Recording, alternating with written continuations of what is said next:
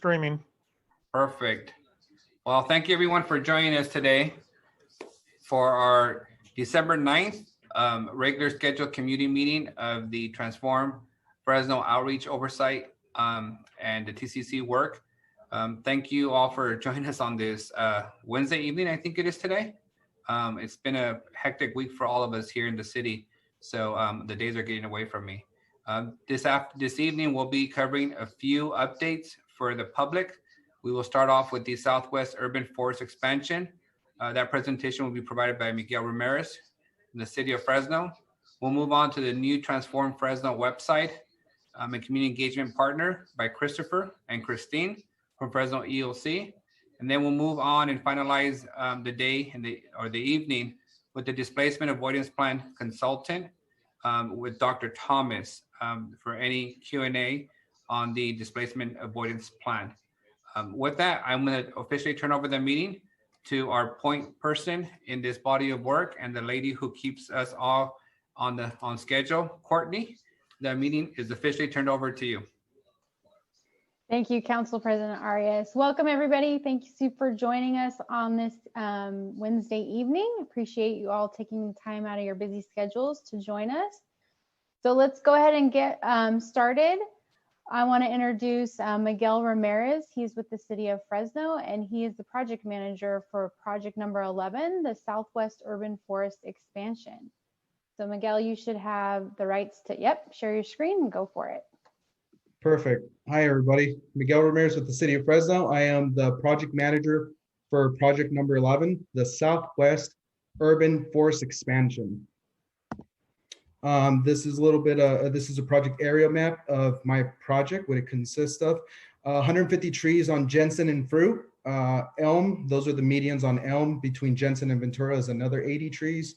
Jensen median, 41 to MLK is 35 trees. And then we did 2 community events at Chandler Park and Tubman Park, each with 15 trees. So just want to show you a little before picture of Jensen and Fruit. So you'll see on here, we got 3 different pictures. We got Arthur Avenue, Jensen, and Fruit. This is the buffers around the habitat community. So our team started in early November, and this is what it looks like now. We've planted 150 trees. You'll see on Arthur Avenue, we have 24 trees planted there. On Jensen, we did another, I believe, it was like 24 trees, and then the remaining trees are on Fruit Avenue. It's the larger stretch. So please take a look, go out there, visit the site. You'll see all the beautiful trees. I'll go into the tree varieties a little later in the slide show, but we have 5 different varieties we planted throughout Southwest Fresno. Our community event was on Halloween. We partnered with several organizations, nonprofits. We partnered with the mayor's initiative, Keep Fresno Beautiful. We partnered with EMP, Every Neighborhood Partnership, SGC. We partnered with Clean Fresno and Tree Fresno, a vital partner in this project. The event was called Keep Fresno Beautiful. You'll see pictures here. We started at 8 a.m. at Tubman Park. We had volunteers show up at Tubman Park. We had 15 trees there. It was an exciting and very exciting. And we encourage our residents to show up dressed up because it is Halloween. So we did have some kids dress up, and it was nice. We gave out candy bags, and we socially distanced and followed all state and local COVID guidelines. You see more pictures. Yes, that is me on the left top picture. That's me in my little flamingo hat. But you'll see several families enjoying just planting trees out there. You know, most people, you might assume it's easy to plant a tree. It's not that easy. So it was very informative. We taught them, we educated them about what kind of trees we planted, how to plant trees, the correct way to do it, how far, how deep. So we got a lot of positive feedback from our residents in Southwest Fresno. The next event, it was a 3-part event this on Halloween. It was at Kearney Park. It was a trash cleanup. Same thing there. We didn't plant trees there. It was just a trash cleanup. We encouraged our residents to come out and help us clean up the park for the community there. We also had a great turnout there. The last part of this great weekend, Halloween weekend, was Chandler Park. We planted another 15 trees there, and we did trash cleanup. It is a larger park than Tubman, so there was enough work for everybody. So you'll see from the pictures, we had a lot of volunteers, a lot of good feedback. A lot of these residents actually got to plant the tree directly in front of their house on the park strip. So a lot of you, like the little girl on the left-hand side with the police officer, that tree is directly in front of her house. So for the next 10, 15, 20, 30 years, she gets to see that tree grow. She did all the hard work, and with our help from the Fresno police officer. So they were out there also. They were helping out our residents, and they did a great job out there with community outreach. You'll see more pictures here of our crews going out there, just, helping them out. The trees are heavy, so we had our crews out there just making sure that nobody got hurt. We didn't want anybody getting hurt out there. So more pictures. So project update. So far, this whole project is 295 trees for the Southwest Urban Forest expansion. To date, we have 150 trees planted on Jensen and fruit buffers. We planted 15 trees in Chandler Park and another 15 trees in Tubman. So that's 180 trees out of the 295. Coming soon, we have 115 trees that will be planted in median islands. Those median islands consist of Jensen between 41 and MLK, and Elm, Jensen and Ventura. And then we anticipate to start in February. There's a lot of irrigation work that needs to be done in the median islands. We need to do some of those pop-up sprinklers. We need to take those out, do some drip irrigation for these trees, especially here in Fresno summers. We all know how hot it gets here. So in order for our trees to fully grow, we need the correct irrigation. So we hope to start February, and we hope to finish in March of next year. So that's project 11. Tree varieties. We have a combination of 5 different trees. We have some valley oaks we planted, crepe myrtles, golden rains, Chinese pistache, and bay leaf trees. Chinese pistache right now, you'll see them throughout the city of Fresno, also in Clovis, and throughout the Central Valley. In fall, winter, they lose all their leaves, so they might look dead, but they're not. They'll come back early next year, bright green, and then during fall, they turn colors to orange and red. Crepe myrtles, around this time, you chop the top off, so then you just have branches there, but they're a variety of colors. You get purple and white. Golden rains and bay leaves. Bay leaf tree is related to the ingredient bay leaf, but you don't eat this one. It's just a very pretty tree we love here in the city of Fresno. They're all drought tolerant, and so they'll do very well here in the city of Fresno, especially with our summer heats. So if anybody has any questions, I'm here to answer. Thank you.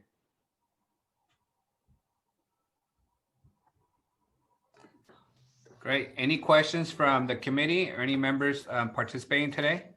If so, just please raise your hand, and we'll be happy to identify you so you can ask any questions of Mr. Ramirez. Okay, going once. We got Matthew. Matthew, I'm unmuting you. Go ahead and ask your questions. Thank you. It's actually not a question. This is a comment for you, Miguel. I'm Matthew Gillian. I'm the founding director of Inspiration Transportation, and I've been providing transportation for community members in the West Park community, which is at Jensen and Prospect, essentially Jensen and Marks.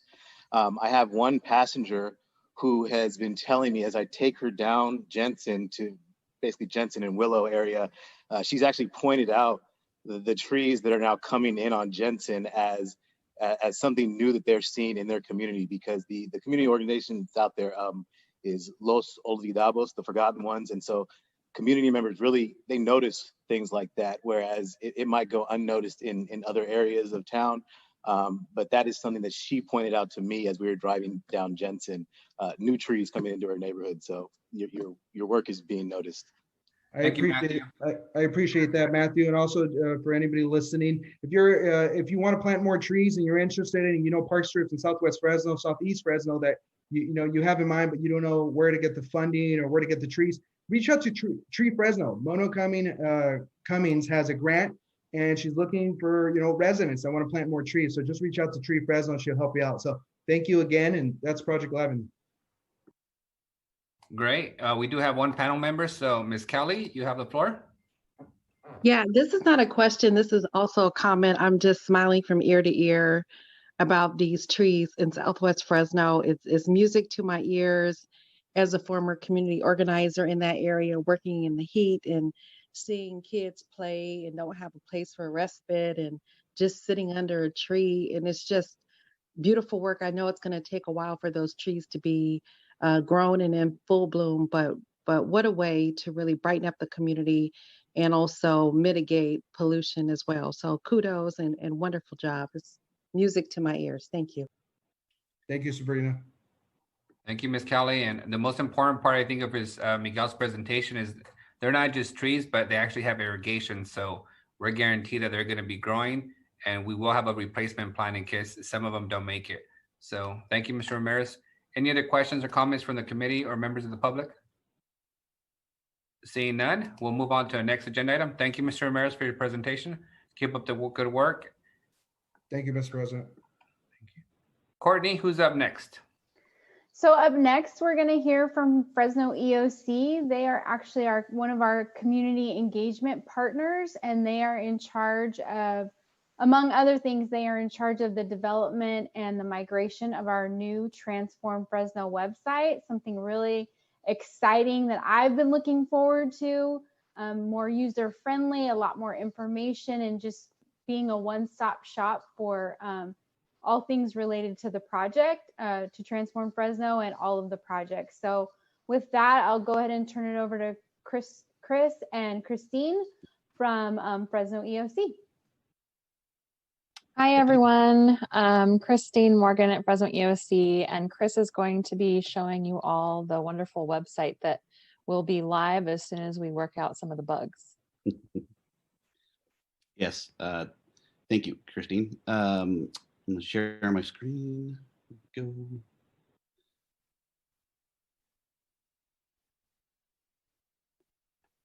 I said share. There we go. Okay. Yeah, we've been working on this website for a little while here, and the goals, as we've said, is to make it very user friendly, provide lots of information about each of the projects, and also about the other parts of Transform Fresno, which is anti-displacement, community engagement, things like that. And we just thought we would show you what we've got going on here. We have, like we said, few little accessibility bugs that we're still working to fix, but this will be live hopefully soon, very soon. So without further ado, here we go. Transform Fresno, it's our new website.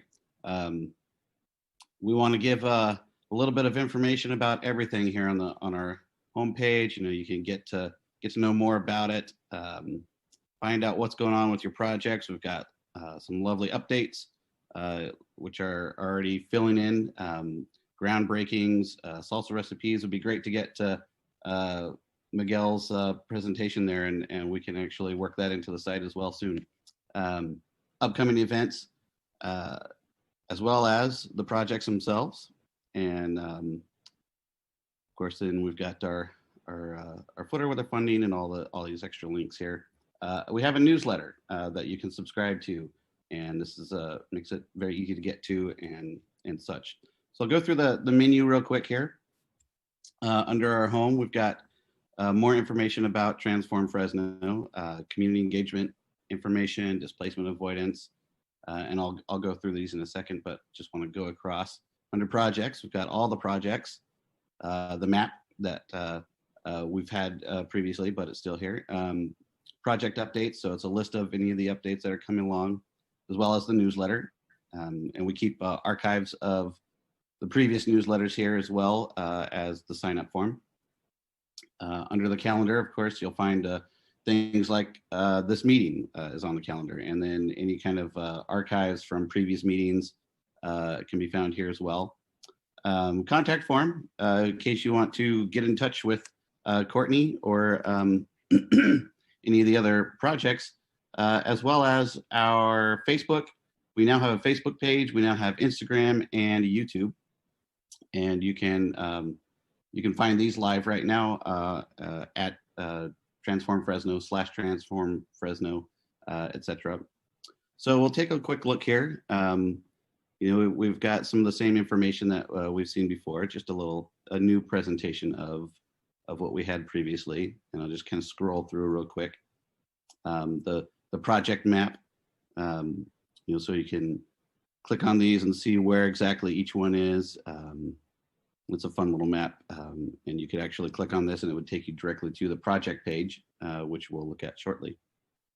Community engagement, the community engagement plan. We've got the summary here as well as the full plan, some meeting questions and comments from the past, things like that. Placement avoidance. And we're speaking earlier today about other things that we're going to start adding to this, including some recommendations and other meeting information as well. Okay, and so under projects, here's the big fun part is a listing of all the projects. So we've got all of our, we don't have all of them yet, but we've got most of our projects here ready. And as we begin to fill things in, we can kind of replace some of these more generic photos with things like this lovely rendering from the Monarch at Chinatown. And so, as you can see, we've got lots of projects.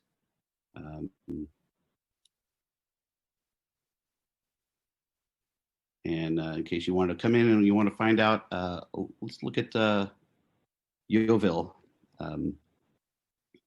And so we've got this set up to where every project has the same kind of layout, so you can get the same information from each one. You get your address, the category that it falls under, who its partner organizations are, estimated completion. A lot of this is going to be continuing on. So we've got project summaries of details. Some of them have image slides and videos. As we go along, we'll add more to each of the project pieces. Information that we need that you might want to know.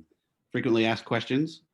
So, who can be part of the garden? How much are the plots and things like that? They got lots of good information here in the project partners, Fresno Metro Ministry. Mentions in the news, and we'll be adding these as they come along, as well as any kind of project updates that we can post here as well. Keeping a little bit of a timeline of project progress as well. And then lastly, we've got a map to the location as well as the contact information. If you want to call or email the direct contacts for each of the projects, this is the way to do it. Let me see. We've got the projects map here, where if you want to, you need to know if your address is within the boundaries, you can type your address in here and it will let you know whether you're inside or out. But it gives you all of the different projects here, and they're all listed across as well. Project updates. This is the things like what's happening. We want to keep the community involved and know what's going on. So as things go, we'll want to add more and more stuff here. We'll add our videos that we're making. We'll add any kind of presentations that we can put up here as well. Excuse me, the newsletter. Let's see. Sorry, the development server is a little bit slow. Call the progress report. We've got the last couple of issues here available, as well as a sign-up list. Kind of typical stuff here. We'll take a look at the calendar. All right, here's our meeting. We'll obviously we'll keep any of the meetings up here. Any kind of events that the projects have that they want to send to us, we can add it here as well. We would love to add all of the events to this calendar as they come along. It gives you information on where to register for the Zoom, things like that. And of course the previous meeting archives, things from the last meeting.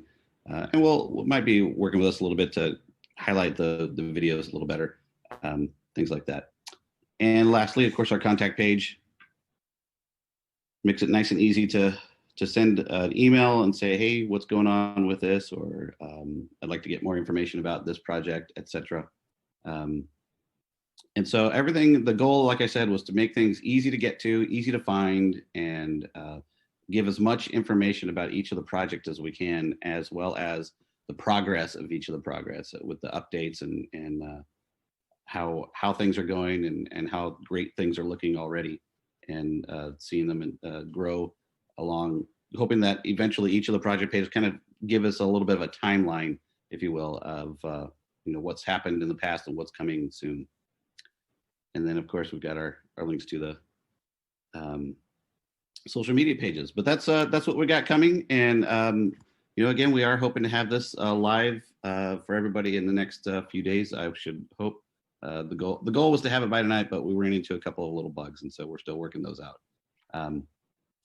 So any questions or comments on? One question for me, would this website allow us to post the videos from our community meetings onto it? Absolutely, yes. That is, as I think I was hoping to get to this, but we've got links right now to the, do you mean the live meetings or? Or just, are you planning to archive them there? Yeah, they'll be archived. Yeah. So right now we just have links to them, but the goal is to kind of put together a page that has the meetings themselves, where clickable videos. Perfect. Thank you. Yep, absolutely. Any other questions from the panel? I see. Chris, Miguel, I do. Oh, hi. Hi. Chris, I put in the chat and somebody reminded me that we've got to do this out loud for the record. We have community members who like to get their information by mail or by phone. So is there an option for community members to sign up to have a newsletter mailed to them? Yes, actually, we currently do mail out the newsletters as well as email them, and so we will continue to do that. The sign up page has a space for address, and so as long as we have the person's address, it will get mailed. Or I'm not sure if we have a specific list, Courtney, or yeah. So maybe I need to add that to the newsletter sign up form. Would you like this by mail or by email? So Thank you. That's a great idea. Thank you, Sandra, for mentioning that. We do have a short list of people that have asked to be have hard copies mailed to them of correspondence, and I have a very small list, and we do that. But if someone were to give us their email address, we would automatically think that they would want this via email. So maybe Chris, you can have them check a box and say if you prefer that to be mailed, then we can mail that. Yeah. Great suggestion, Sandra. Thank you. Absolutely. Thank you. Any other questions from the committee or the members of the public? I see Ms. Kelly, you have your hand up. Yes, I was wondering if this site is live now, and if it is, will the other transformfresno.com site be taken down? Because when I'm looking online, there is transformfresno.com that's still up. Yes, we're working on this on a development staging server right now, but it will migrate to transformfresno.com. Okay, so it'll replace that existing site. Yeah, the same. It'll use the same address. Yeah. Awesome. Thank you. Any other questions? Yeah, I had a question. If we wanted to contact somebody, this is Morgan Doizaki with Chinatown, but if we wanted to contact, like, is that the best way to contact is just a neutral? If you go all the way to the right on the screen and click on contact, how do we get a hold of each project people? For each of the not going to projects. Sorry, let me jump to one of these here real quick. Say we'll start with the project number 1 here. We scroll down to the bottom of each of the projects. There is a project contact. There's an email form as well as a phone number for Christina Husbands, who is the direct contact for this project. So each of the project pages has this project contact information to where you can directly contact the who's running the project itself, rather than kind of a general Transform Fresno email. Thank you. Okay. Miguel, somebody wrote in the Q&A about translation. Is it going to be translated and the website translated in Spanish and Hmong? Good question for the designers. Indeed, it is. It is. It's not currently part of the immediate plans to translate, but it is something that we would love to be able to do. So we just need to talk about what that takes and then be able to kind of move forward from there. So hopefully in the future we'll be able to do that as well. So maybe you can share a little more about the urgency or where that is in the scheme of things on the design side, given the diversity of our communities. I would think that we'd want this accessible to the various speaking languages in our community, especially in Southwest Fresno. So where can you share a little bit about where you are in this, what is needed to make that happen? Well, there's mainly what is needed is to set up a system to where it can switch between the languages. So then it just requires the actual translation. Just there could be quite a bit to translate, but so it's kind of a larger project to talk about, and I think we need to kind of get together with our team to discuss if we want to look at that as something that's fairly urgent. We can do that, but we just need to get together and talk about it. Any other? Real quick, I'll just provide one update. When a person has their language set on their browser, like let's say my native language was Spanish, all of my computer settings are set in Spanish. So if I go to an English written website, there's a translate button at the top, and it'll ask, do you want to translate this web page in my language? So that's one option for now, but we'd like to see how transformfresno.com is using it currently, and how they're, that's one part where we haven't looked to see what transformfresno.com is currently using for translation, and we'll do the same thing that has already been in place. Yeah. I don't think anything is in place at this point. Any other questions from the public? I have one more. We'll go to the hands up in the public. Grecia? Hi, good evening, everyone. I just wanted to kind of just elevate that issue of the translation. I think one specific item of that is just ensuring that the translation is adequate, because one thing I've noticed with that usually it's a Google feature at the top of a website that translate it, is it doesn't do the best job in translating. And so ideally, whether the website decides to use that feature just to kind of have some, as we're adding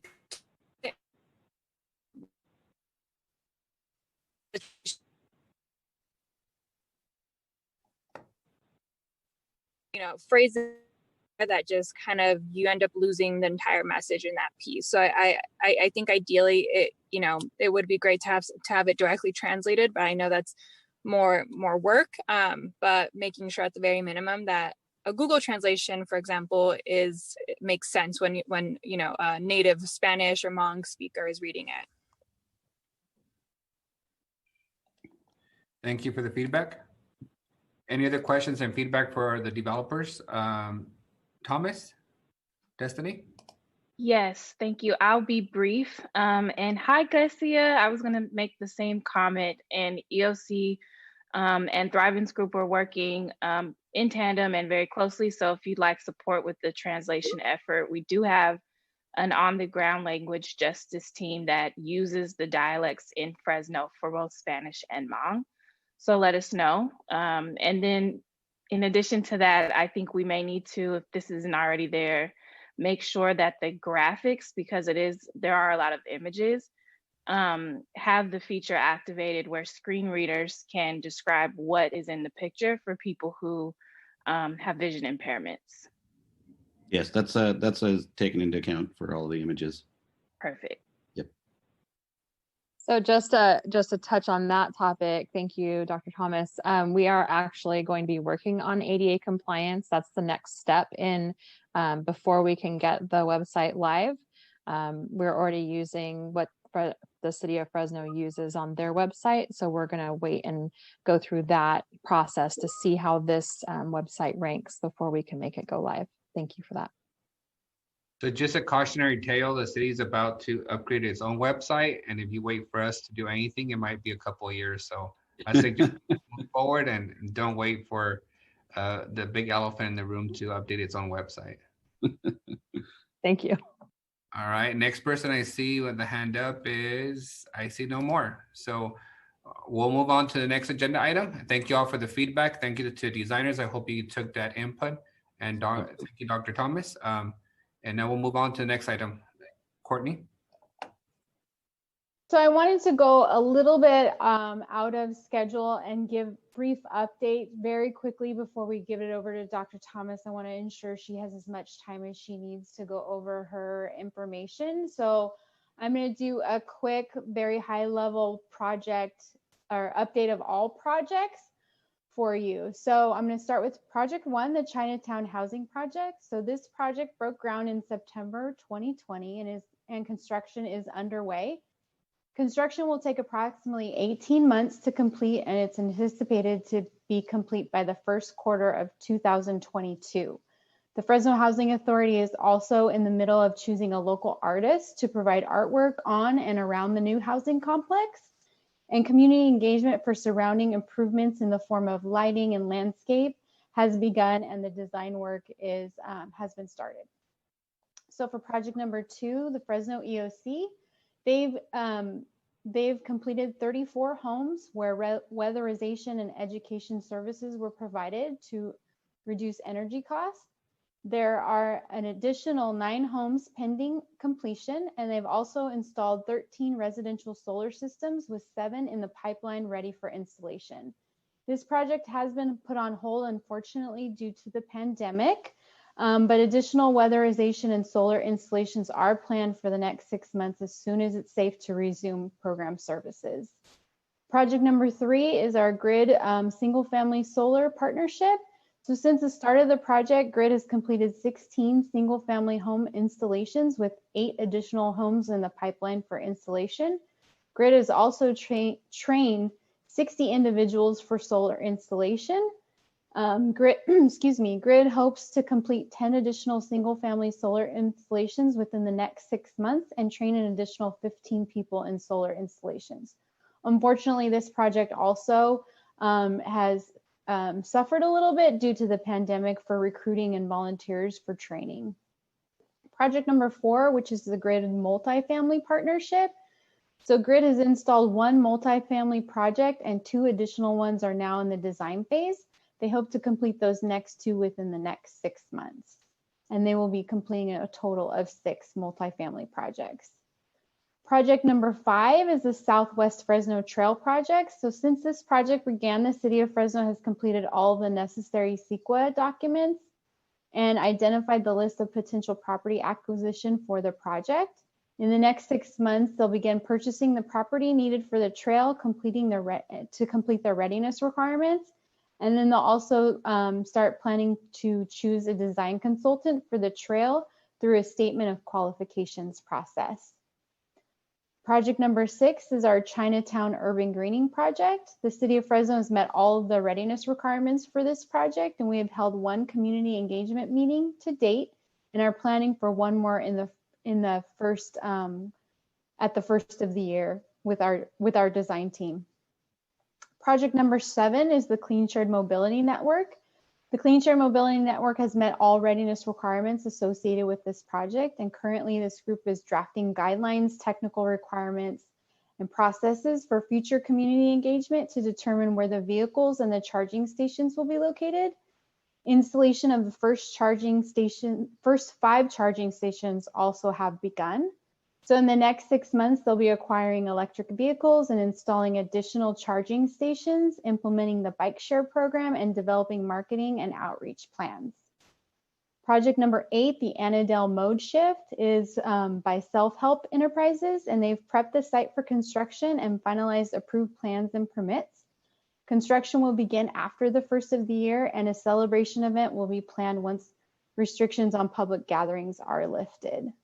Project number 9 is the Mariposa Plaza project.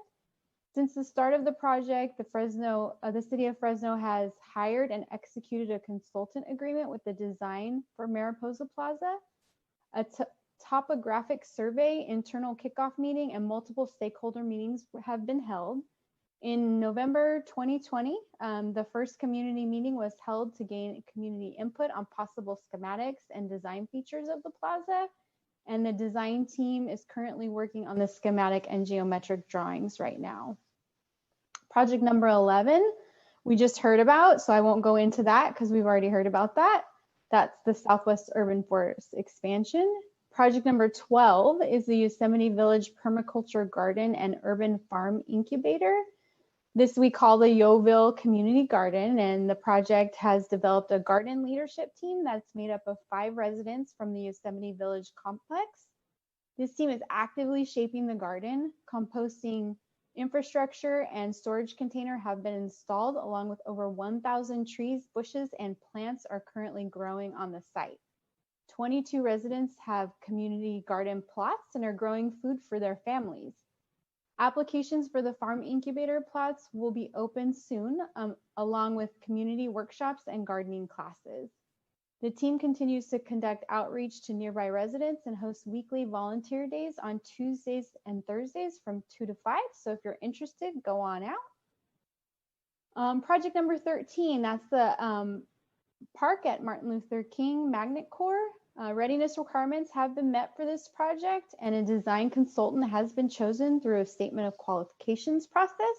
We're working through negotiations of the contract and a plan to bring the contract to the City Council in early 2021.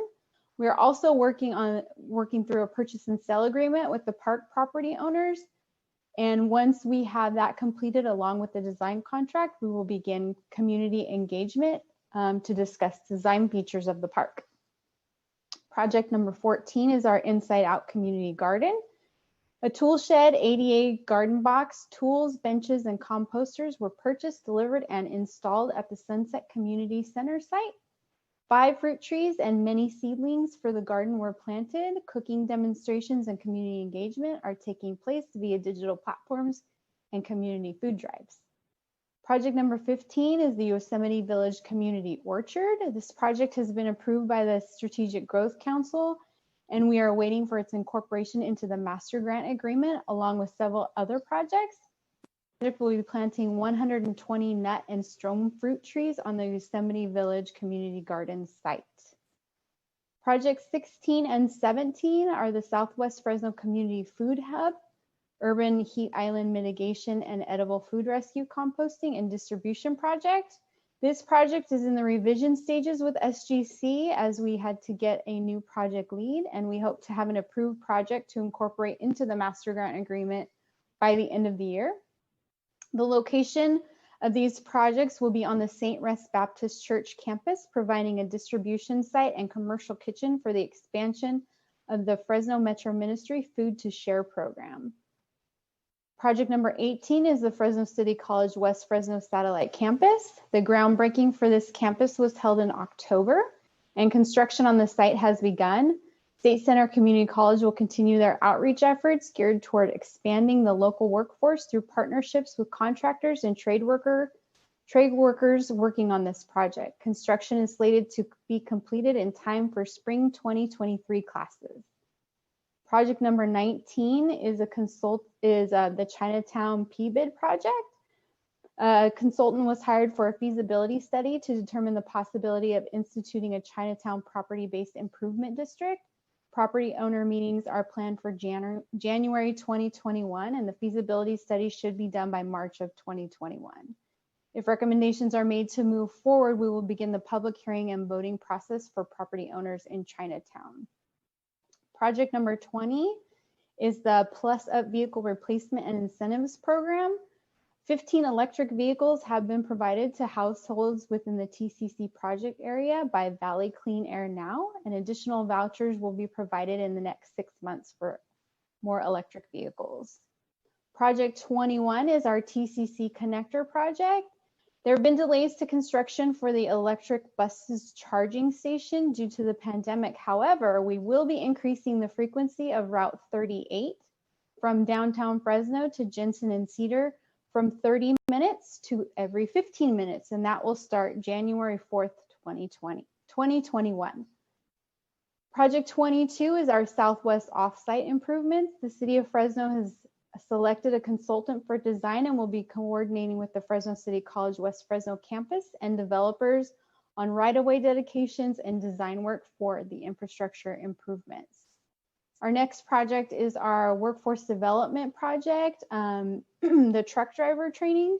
So Fresno Area Workforce Connection has created a recruitment flyer and pre-screened 20 potential candidates for the truck driving school. They are now working on procurement of the vehicle.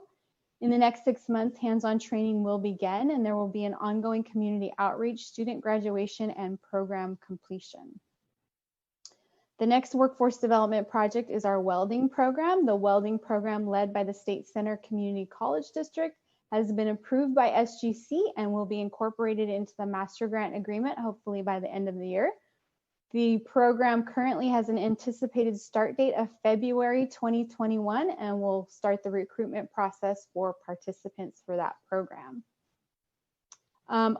For the community engagement plan, all community engagement component contracts have begun work. The current Transform Fresno website, as you saw, is being revamped. Here's just a few highlights. The Transform Fresno Summit will be open to the public and is planned for March 2021, so be on the lookout for information about that. Direct mailing and outreach related to community input and data collection is also underway. And for our leadership development side, a cohort of 12 young people will begin their leadership development training through Youth Leadership Institute and Fresno EOC, and that will start in 2021. Our Green Trails project, which is a bicycle education project, the U.S. Green Building Council of Central California has held 1 in-person and 3 virtual bicycle education workshops, held 1 video competition to get public service announcement videos on bicycle riding, created a website with bicycle and bike to school information, and is conducting 1 survey regarding biking to school. The U.S. Green Building Council will be collaborating with local schools in Fresno State for a survey and bicycle education events in the future. And our last project is our displacement avoidance plan, and that transitions me into introducing Dr. Destiny Thomas from the Thrivance Group. She is going to be presenting on displacement avoidance plan work and the exciting things that her and her team have been doing in Fresno. So with that, I'll go ahead and turn it over to you, Dr. Thomas. Courtney, I know that was a really long update for the public and the committee. Will your update also be posted on the website? I can definitely do that. Let's do that. So in case people want to follow through, I know we have a couple of folks here that like to get into the details of every project status. So thank you with that. Dr. Thomas, you have the floor. Thank you. Thank you both. Let's see, do I have screen share capability? Yes, you do. Perfect. You know me well. Honestly, I've learned my lesson from past meetings that I should not prepare long-winded presentations. So there's a bit of irony here. I will share this slide that I share every time that I present to just remind folks of the sort of laundry list of displacement avoidance plan action items that the Thrivance Group has taken on. This slide is not necessarily current. As you may remember that the bolded areas are the areas that we were actively working on the last time we met in September. We have moved down to the third segment of this list, and so I'm happy to announce that our research team has finished all of the archival research that we need for our policy recommendations. The only other puzzle piece that's going to go into that is the feedback and recommendations that come out of our community design policy design labs. So this week we mailed out a total of 9,000 of these flyers to every residence in the Transform Fresno project area that we had an address for. And it's going to be probably difficult for folks to see, but you will get this in the mail. And basically it informs every resident of the 4 ways they can contribute feedback and guidance for the displacement avoidance policy recommendations that we plan to finalize and share with the city of Fresno in January. The 2 pieces that I'd like people to pay close attention to are the virtual policy design workshops. We initially set out to do these in person. Of course, COVID-19 happened, and then we discovered what it's like to experience a Zoom bomb. And so we have pivoted once more and created a format for community engagement that is easier to access for both elders, people who don't speak English, as well as people who just feel uncomfortable with civic engagement through Zoom. I'm one of those people. So our 30-minute on-demand housing policy workshop will go live on January 1st. That same policy workshop video will be run in real time through community workshops twice in January. And what we'll do is, for the on-demand access of the video, when residents access it, the video will have sort of survey tools embedded in it. So at various sections of the video, it will stop, a question will pop up, it's interactive. The person watching it can select their option, and then it moves on to the next section of the video. So in addition to this being interactive, it's also very much a data collection effort. When we do the live version of this, that survey or interactive tool will not pop up. The Thrivance Group team will actually be there in person or on the Zoom to engage in discourse with residents. And again, both of these options, I don't know if I mentioned this, both of these options will be made available to Spanish-speaking residents, English-speaking residents, as well as Hmong-speaking residents. The third way to get involved is through what we've been calling the Transform Fresno Info Hub. We have 2 types of info hubs. We have a business info hub, which is all of the sort of essential businesses that are still open during COVID-19 across Fresno, not just in the project area. And then we're also going to roll out a sort of community ambassador info hub. And how this works is we've had a team that's been pretty much calling every business that's been open during COVID-19 to arrange MOUs. And once that business signs the MOU with us, they get an info hub kit of parts. That kit of parts comes with an A-frame that is outside of the business when the business is open, and it has a QR code. When people walk up to it with their phone, they hold the camera up, and it brings them directly to sort of a landing page that allows them to quickly give feedback on the policy recommendations that we're going to be proposing. They'll also have a window decal, so if the business is closed, people can still access that information through the window. And then they'll have, because we do have a number of residents in Fresno that are more comfortable with hard copy forms of engagement, so they'll have a branded info hub box that will make maintenance arrangements for collecting that data in a timely fashion. The fourth way for residents to get involved is through our oral history project, which I'm not going to take time to talk about today because we're trying to wrap up the policy recommendation pieces, and then we'll refocus back on oral history in January, also because we want to see how much further we can go in with the COVID-19 crisis before we completely shift our plans on that. I do want to share one other thing. We've had some folks on the ground doing sort of a strike team analysis of current conditions in terms of displacement in the project area. We are getting reports of entire buildings having high vacancy rates and excessive dumping, which are signs that we are very far along in the phases of displacement in this project area. Our concern is that both the engagement that's going into policy recommendations, as well as the engagement that is going to be resulting in public feedback for the other projects, may not be reflective of the community that will eventually be there when these projects are done. So we've created a engagement strategy guide, not just for us, but for the entire project team, that sort of lays out guidelines for talking about projects within the context of what is the prevailing priority of the community that we're working in. And what we found is that regardless of what the project is, residents want to talk about the likelihood that they're going to be displaced because of it. So we've given our project partners guidelines for how to talk through those issues. I've given this presentation to them, so I won't go through the tool right now either. But there's one other piece that I want to share with you, and this is something that I will also be sharing with Fresno residents.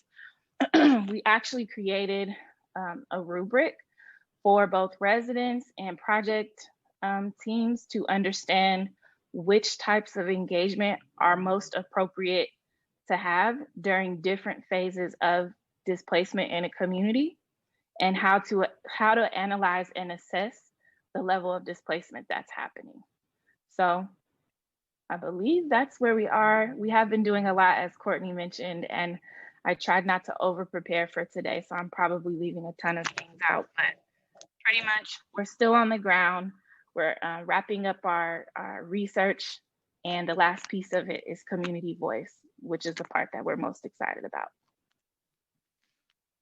Thank you.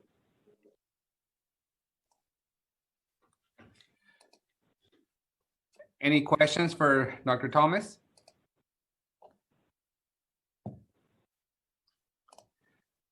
All right, I see nobody in the public. And any panel members? I don't have a question, just a comment. Thank you for the summary. And I'm interested in the community voice piece as well. Yeah, we're it's really important to us that that piece isn't lost in the mix of COVID-19. And so for folks who don't know, our displacement avoidance contract does expire in January. And so in addition to the policy recommendations, the city of Fresno will also be getting a long-term sustainability plan because we do think that this work is going to have to happen more intentionally, of course, after January. So we'll do our best to incorporate as much community voice as possible. Luckily, we were on the ground so much in the beginning that we feel like we do have a pretty good sense for the types of interventions that residents are asking for and that they would be most comfortable with. But it certainly isn't a democratic process, and it certainly isn't true civic engagement because of the circumstances that we're living in. But y'all know we're a very values-oriented organization. So you can kind of guess what you'll get from us in terms of policy recommendations. And I can tell you that they're based on some very comprehensive and deeply thought out case study analyses, not just of Fresno, not just of California, but of other geographic typologies and community configurations that are similar to the areas that we're speaking of. But we do need a long-term sustainability plan, hopefully also with some interest in reclaiming residents that have already been displaced. Thank you. And we just have one question, I think, from Matthew in regards to the amendments that are being made to the master plan. At what time did the process of making these amendments begin? So I'll go ahead and take that. The amendment process just, it starts and stops depending on changes to the projects. And so that there's a difference between an amendment to the master grant agreement and a modification to their project. Modifications are a little bit less cumbersome and don't have to be re-signed into the master grant agreement. They're not as substantial of a change. There is a threshold when it becomes an amendment. And the reason why we have to go through an amendment process right now is because there have been significant changes to the projects. For instance, a new project lead, a new project location, new project intent, things like that. Those will trigger an amendment at whatever time they're moved forward. So hopefully that answers your question, Matthew. Thank you. All right. Any other questions from the panel members or the public? Seeing none, this concludes this item. Courtney, is that our full agenda for this evening? That is our full agenda. I thought I had a full agenda, but we just rushed through it. Good job, team. You tricked me into not having a long presentation tonight. I expected it to be longer. No. There's nothing more dangerous than you all between me and dinner. So thank you all for keeping this short. It's been a long day and a long week. And tomorrow we have a council meeting early in the morning. So we'll have another full day of activity. So thank you all for joining us today. To the public, the 33 members of the public, the 18 panelists who participate in this TCC meeting. And we'll see you next time. When's the next meeting, Courtney? The next community meeting is actually the second Wednesday in March. We will also be sending out a list of when all the next community meetings are for the public, so you can get those on your calendars to make sure you don't miss them. Great. Well, thank you all for participating. And yes, go ahead. I have a quick, so in the chat, several people asked about the trees. What are the long-term plan? Real quick, the city of Fresno will keep an eye on the trees. If we see they're stressing, we'll add more water. If they do die, we'll replace them. Just look at any trees on Shaw Avenue and the Mackenzie Trail. So we'll keep an eye on them. Perfect. Thank you. Thank you for answering that, Mr. Ramirez. Thank you all and have a good evening, and hope to see you next time. And if I don't see you before Christmas, have a Merry Christmas. Thank you all. Thank you all.